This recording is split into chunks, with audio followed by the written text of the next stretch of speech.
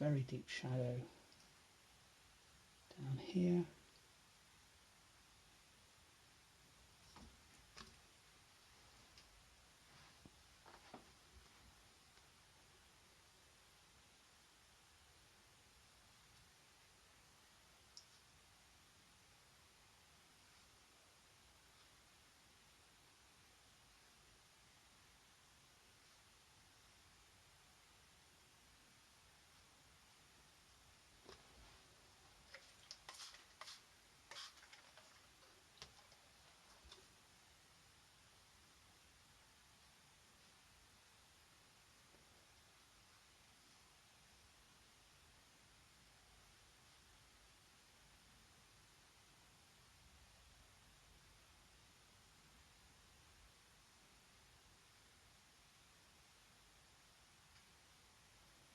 I just want to lift off some of that darker wash that I put down, so I'm grabbing my flat again and just pop the brush there.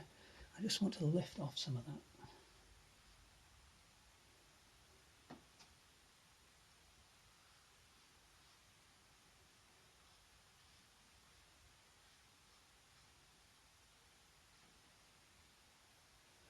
And while I've got that on my brush, I'm going to use that to just darken some of this area. Just a little bit.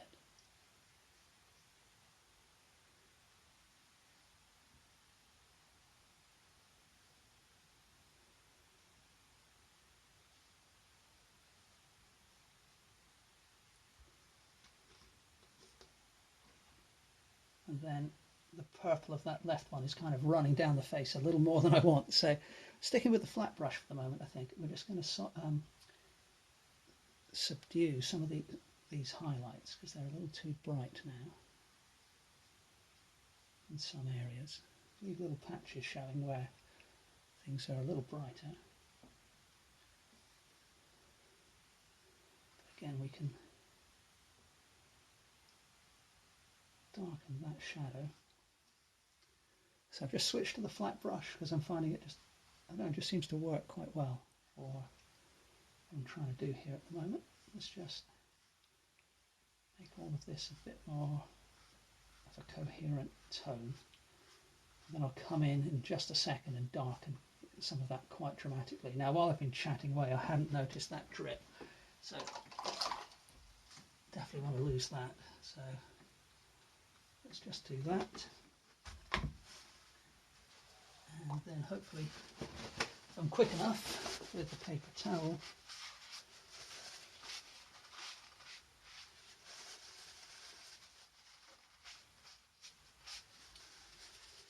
we've managed to catch the worst of that. But on the whole, I'm quite happy with the right hand animal now.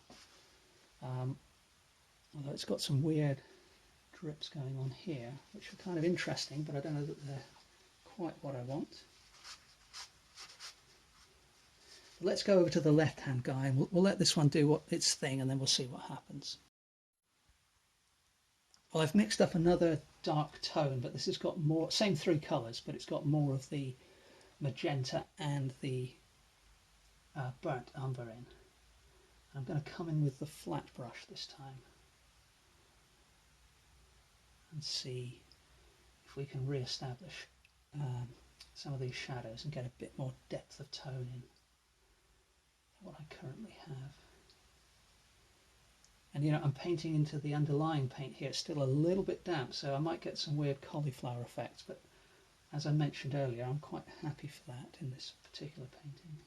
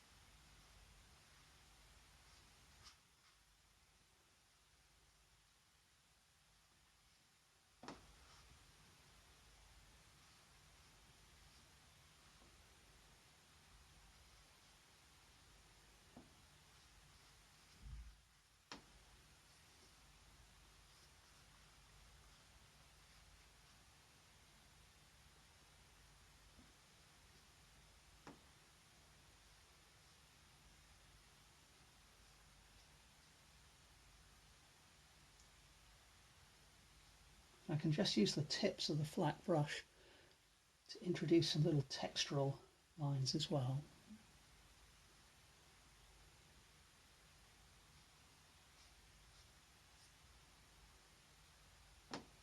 And then I think what I'm going to do is go back to this first one and just soften and blend out some of those runs which occurred.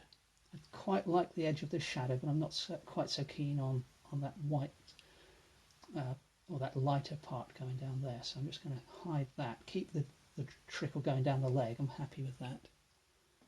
Let's put a few lines in here.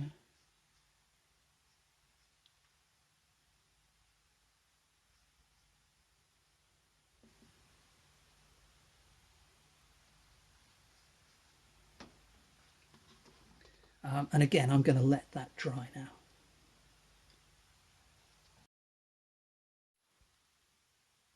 Well, I'm pretty happy with the animal on the right here. Still some work to do with the one on the left, but let me just add a few little touches to the right hand animal.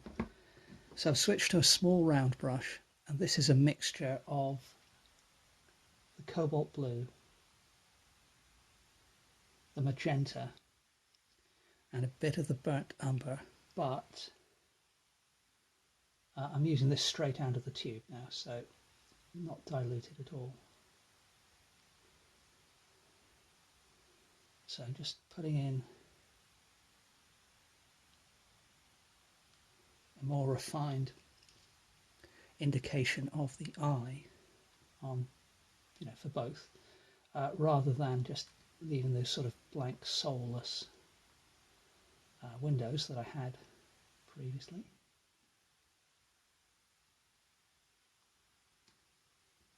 And then I'm going to grab a bit more of the burnt umber and the magenta. Let's get a bit more. And the blue, in fact, as I'm working it out. So it's more or less the same colour, actually. And what I'm going to do is use this for the nostrils. So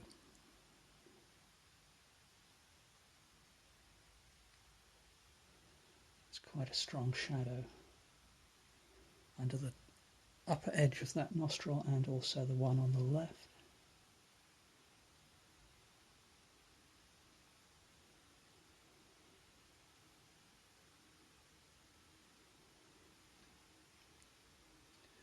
And then we'll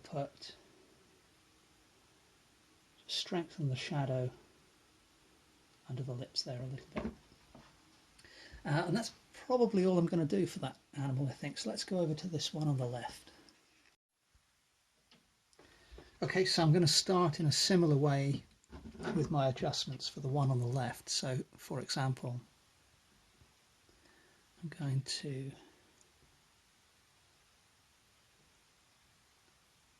put in a nostril here on the right of the nose, and also just refine the little patch of shadow that I had from earlier on the left.